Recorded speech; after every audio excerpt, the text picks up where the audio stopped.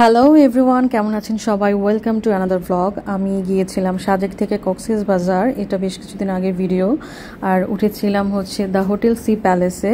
এটা ওদের swimming pool, ওদের সুইমিং পুলটা অনেক বেশি সুন্দর। এবং আমরা কিন্তু গিয়েছিলাম হচ্ছে একদম ঈদের পরপরই।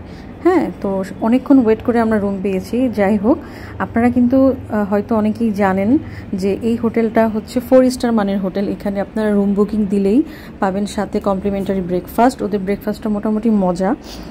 আর হচ্ছে এটা হচ্ছে ওদের হল রুম। অনেকক্ষণ ওয়েট করার পরে আমরা পেয়েছি রুম। তো ফাইনালি রুমে যেতে পেরেছি। এবং আপনারা কিন্তু 8,000 থেকে শুরু করে প্রায় 16,000 টাকা পার নাইট পর্যন্ত রুম পেয়ে যাবেন।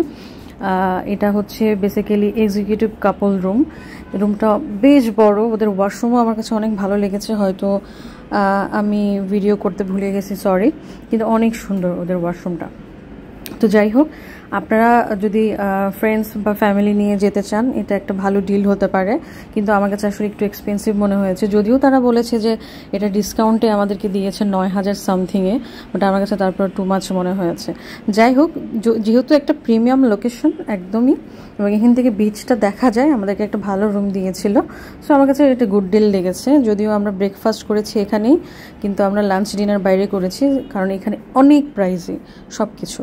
আর আমার এই ভিডিওগুলো যদি আপনাদের ভালো লেগে থাকে, আপনারা আমার পেজে একটা লাইক দিতে পারেন। আর এই ব্যাগগুলো কিনেছিলাম, এই ব্যাগ আর ওড়না কিনেছিলাম হচ্ছে সাজেক থেকে। ওড়নাটা ঠিক আছে, কিন্তু ব্যাগটা আসলে কোয়ালিটি খুব একটা ভালো পড়ে নাই।